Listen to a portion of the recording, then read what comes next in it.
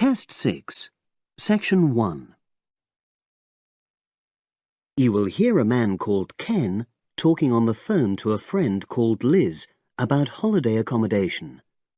First, you have some time to look at questions 1 to 6.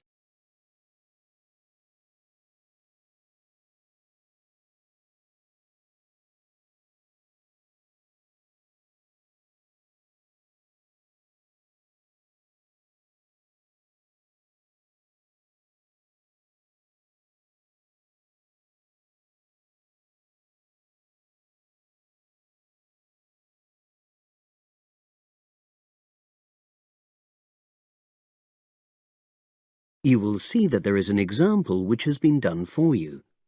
On this occasion only, the conversation relating to this will be played first.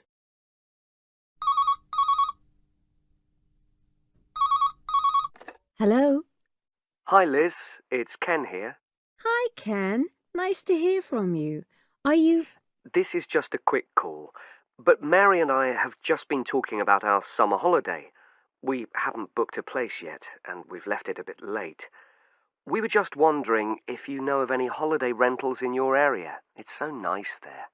Well, yes. I can think of 2 or 3 places that are very nice. What dates have you got in mind? The 10th of July to the 22nd of July. Ken says that they need accommodation from the 10th to the 22nd of July. So the 10th to the 22nd of July has been written in the space. Now we shall begin.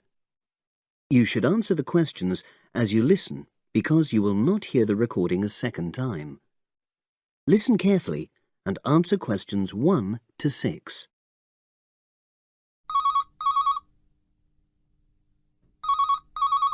Hello. Hi Liz, it's Ken here. Hi, Ken. Nice to hear from you. Are you...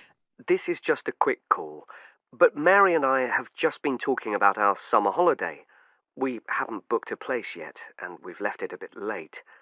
We were just wondering if you know of any holiday rentals in your area. It's so nice there. Well, yes. I can think of 2 or 3 places that are very nice. What dates have you got in mind? The 10th of July to the 22nd of July. Oh, yes. That is quite soon, isn't it? Well, there's a place near here called Moonfleet. Is that MOONFLEET? That's right. It's quite a rural location, and it's next to the owner's house, but it's got fields all around it, so it's very pretty. Sounds okay. Can you tell me a bit more about it? Well, it's an annex to the owner's house, and it's an apartment with 2 bedrooms and an open-plan living area. Well, I like the sound of it. Is there anything we might not like about it? Well, it's quite a distance from the nearest shops, that's all. Okay. And... well, I'll tell Mary, but I don't think she'd mind that. Do you know how you book it? You have to book on the internet. There's a web address. It's www.summerhouses. One word. Yes, then .com. You'll be able to look at a photograph on that. Okay. And what about the others? Where are they?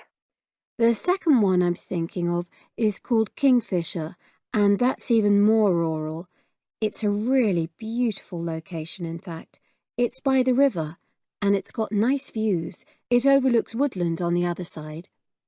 Is that an apartment? No, it's a 3-bedroomed house, and that's got a dining room as well as a separate living room and a kitchen. But I expect it's more expensive. You'll have to check the prices. It's probably a bit bigger than we need, but our nephew might be joining us. We're not sure yet. How do you book Kingfisher? You have to phone the owner directly. Shall I give you the number? I've got it here in my phone book. It's 01752 669 218. Right. Before you hear the rest of the conversation, you have some time to look at questions 7 to 10.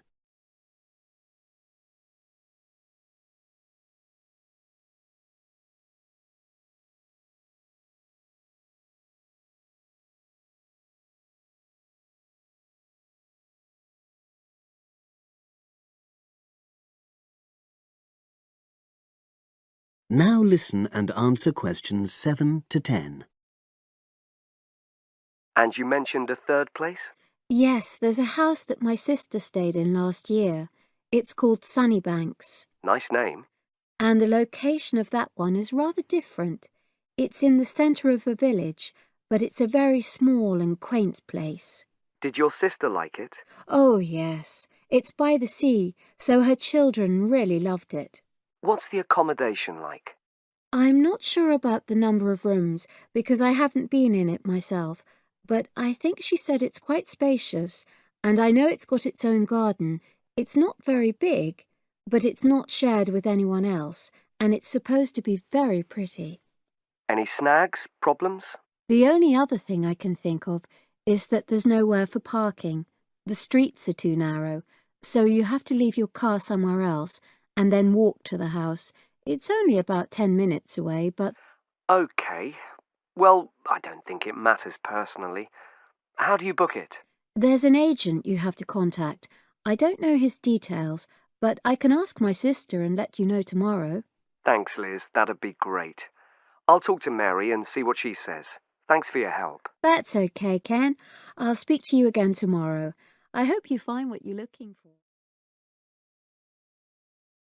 That is the end of section 1. You now have half a minute to check your answers.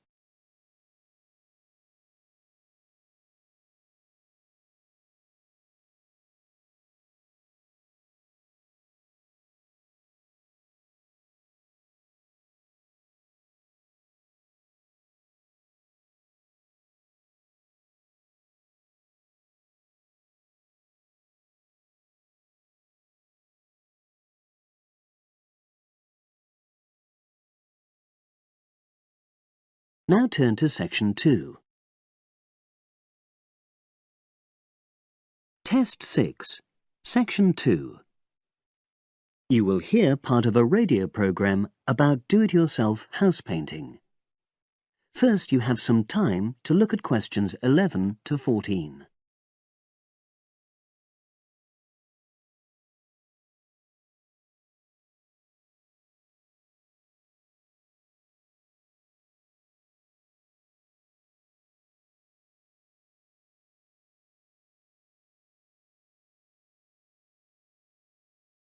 Now listen and answer questions 11 to 14. Good morning, everyone, and welcome to our weekly series on home improvements. Today's programme is about do-it-yourself house painting. There's never been a better time for people who like to do their own interior house painting.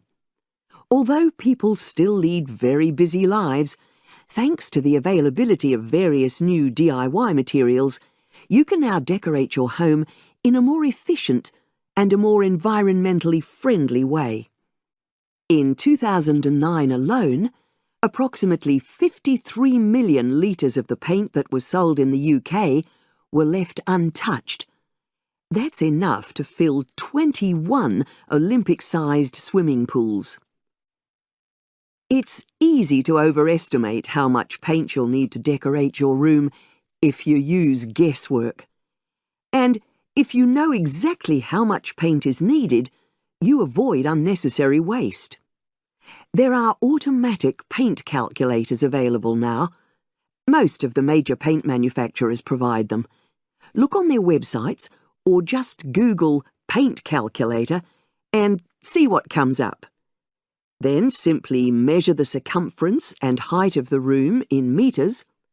Enter this into the calculator, along with the type of surface you're painting, and it will tell you how many litres of paint you'll need. But if you do end up with leftover paint, you can donate it to an organisation like Community Repaint. They will take the paint from you and redistribute it to local charities and voluntary organisations, so it goes to a good home. You can find more information about Community Repaint on communityrepaint, all one word, .org.uk. Now you have some time to look at questions 15 to 20.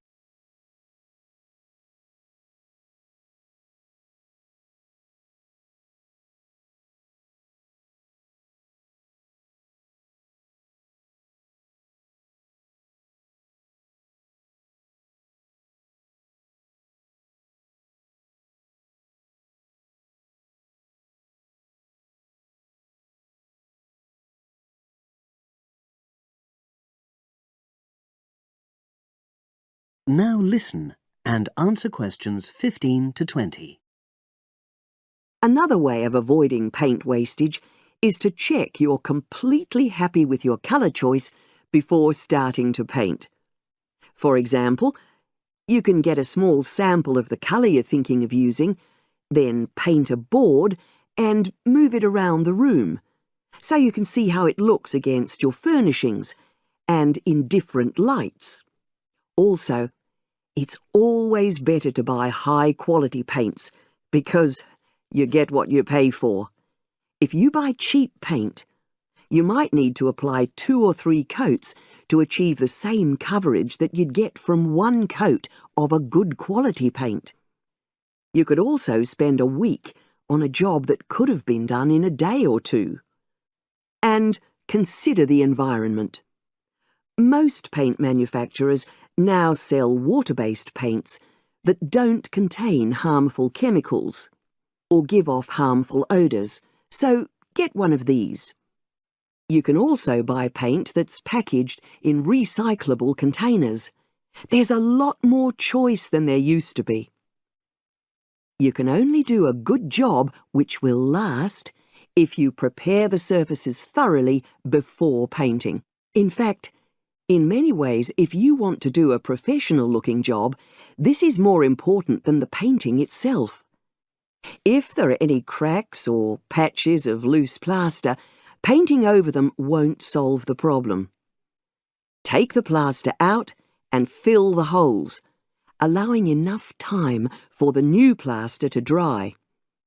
And you won't get a smooth finish if the walls are dusty or greasy. So washing with water isn't enough. Use a solution of decorator's soap and rinse well with warm water afterwards. When you're ready to paint, we suggest you use a medium pile roller for walls and ceilings. A lot of people tend to use short pile rollers, but these give a patchy finish, and that wastes paint and time. Similarly, long pile rollers can create a thick textured effect, which looks messy. The same goes for brushes. The stronger the bristles, the easier they are to wash and reuse. And as you've chosen a water-based paint, clean your brushes with cold water, because it's more energy efficient that way. As you're decorating, keep transferring small amounts of paint into a tray and keep topping it up when you need to. This reduces the chance of it being contaminated by dust and pieces of dirt. And finally, water-based paint doesn't have a lingering smell, so that's not an issue anymore. But it's airflow rather than heat that helps the paint dry quicker. So, to help finish the job in the quickest time, leave your doors and windows open. The faster the paint is dry and the job finished, the quicker you can start enjoying your room. In tomorrow's programme, I'll be giving some advice on... That is the end of section 2. You now have half a minute to check your answers.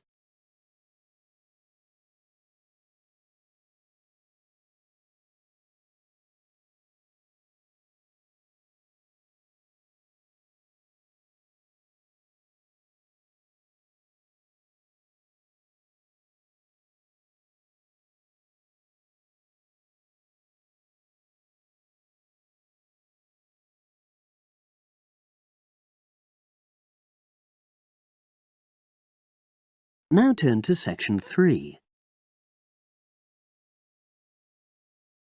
Test 6, section 3.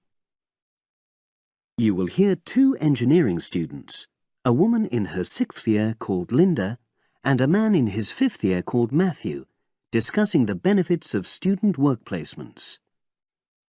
Before you listen, you have some time to look at questions 21 to 26.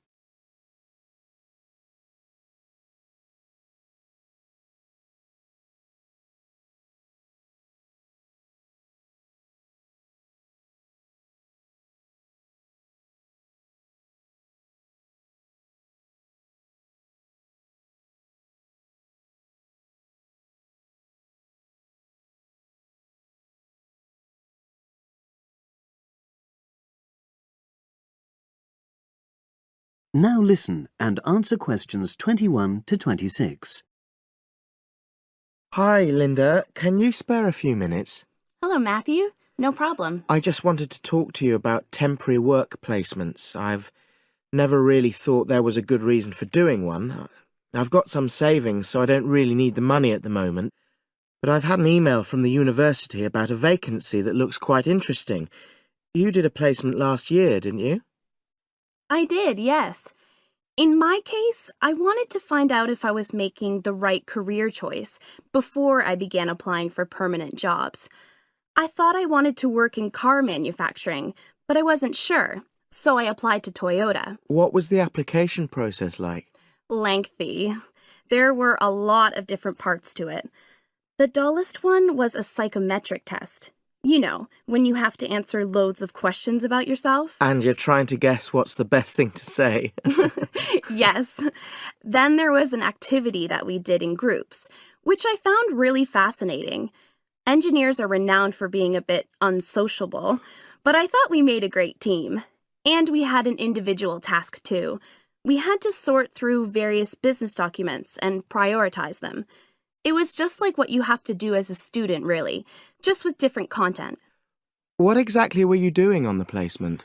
I was helping to design some diagnostic software to identify any waste in the car assembly process. Do you mean waste of materials? No, time. Anything that can speed the process up helps to cut costs. How did the work placement compare to being a student? Was it hard work? Yes, it was. I'd had full-time work before. I've done various unskilled jobs during university holidays, and some of those involve long hours. So I thought I'd find it easy. I was wrong, though. I think when you're on placement, you're always trying to prove yourself. So you push yourself hard to succeed? Yes. But I got a lot of support from my employers. They were always helpful.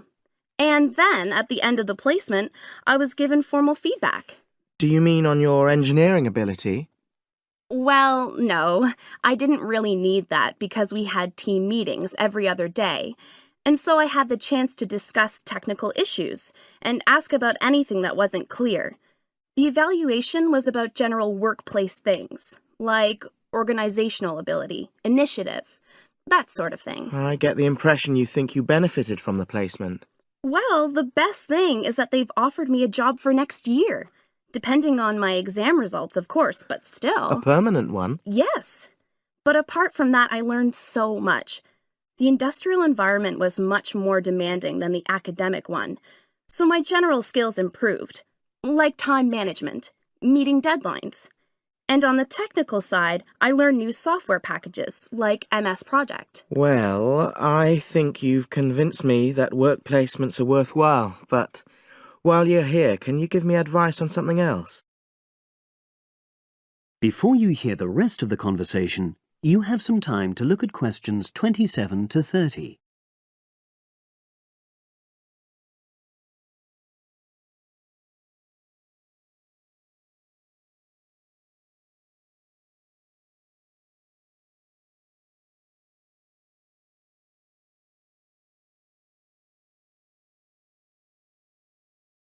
Now listen and answer questions 27 to 30. I'm about to make a start on the engineering materials module, and I've got a book list here. Can you have a quick look and tell me what you would recommend? That's if you can remember. Let's see. I do remember some of them. Yes, this one, The Science of Materials. I found the subject quite hard generally, but this book is very accessible, so it suited me. It doesn't cover everything, though. What about this one then, Materials Engineering? Oh, yes. I do remember that. But it's a bit out of date now, isn't it? Unless it's a new edition. I don't think so. But what I liked about it were the pictures. They really helped to understand the descriptions. It's useful just from that point of view. Let's see, what else? Oh, yes, that one there, Engineering Basics. I think out of all these, that's got the widest coverage. But I've looked at the contents page and it hardly mentions nanotechnology. Yes, you're right. The evolution of materials does, though. It's a recent publication, so it covers all the latest developments. It's a bit thin on the 1960s, though, and that decade was quite important. Well, it sounds as if they all complement each other in some ways. I don't suppose you can lend me...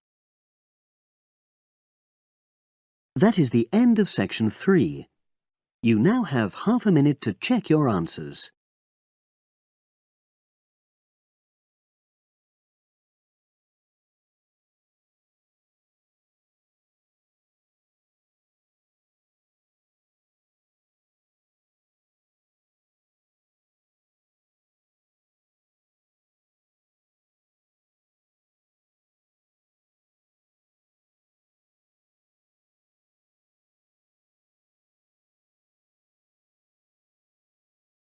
Now turn to section 4. Test 6, section 4. You will hear a historian giving a presentation about techniques to identify the origin of handwritten books from the Middle Ages. First, you have some time to look at questions 31 to 40.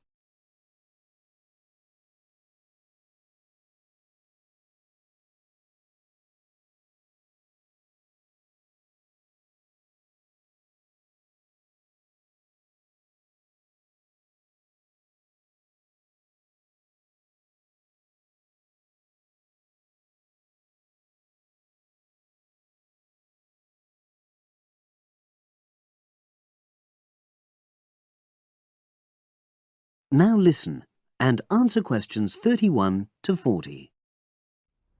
My presentation today is on how the science of genetics is being used to shed light on the origin of manuscripts, anything written by hand, produced in the medieval period, that is, the period between the 5th and 15th centuries AD. As many of you know, thousands of medieval handwritten books still exist today. Some of them have a clear provenance, that is, we know exactly where and when they were written. But the origin of many manuscripts has been a complete mystery, that is, until 2009, when geneticists started using DNA testing to shed light on their origins. But before looking at the new research, I need to explain something about the way the manuscripts were produced, particularly what they were written on. Virtually all were written on treated animal skins, and there were essentially two types. The first was parchment, which is made of sheepskin. It has the quality of being very white, but also being thin. It has a naturally greasy surface, which meant it was hard to erase writing from it. This made it much sought after for court documents in medieval times. The second type is vellum, which is calfskin. This was most often used for any very high-status documents because it provided the best writing surface, so scribes could achieve lettering of high quality. So, once the animal hides had been chosen, they had to be prepared. Where the right materials were on hand, the skins were put into large barrels or vats of lime, where they were agitated or stirred frequently. But if lime wasn't available, then the hides were buried. Both these techniques were designed to cause the hair to slough off and the skins to become gelatinous and therefore more flexible. The next stage was to put the hides on stretcher frames and pull them very tight. While on the frame, they were scraped with a moon-shaped knife in order to create a uniform thickness. For parchment, that was the end of the process. But for vellum, there was an additional stage, where it was bleached in order to achieve the desired color.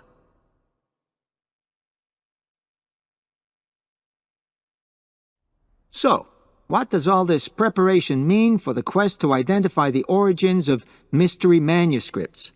Well, until recently, the only way historians and other academics were able to guess at origins was either through the analysis of the handwriting style or from the dialect in which the piece was written.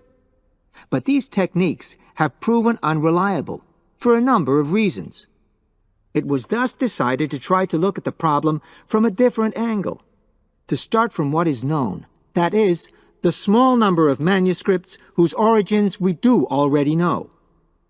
Because these parchments and vellum are both made from animal hides, it was possible to subject them to DNA testing and to identify the genetic markers for the date and location of production. From this was created what is known as a baseline.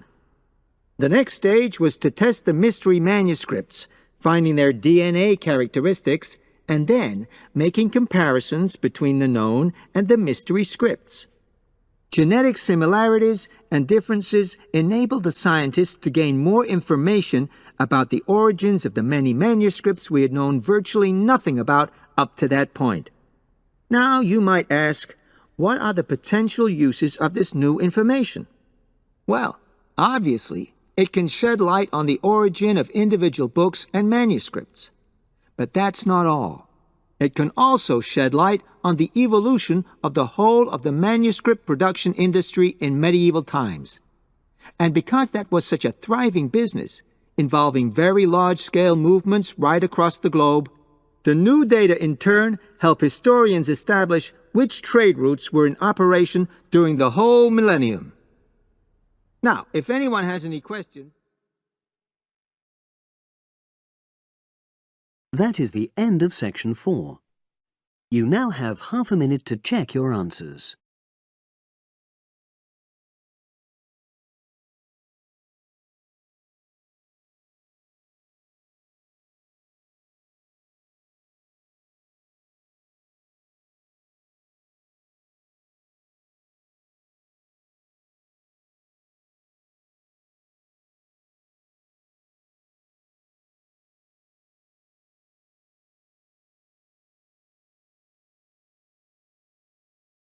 That is the end of the listening test. You now have 10 minutes to transfer your answers to the separate answer sheet.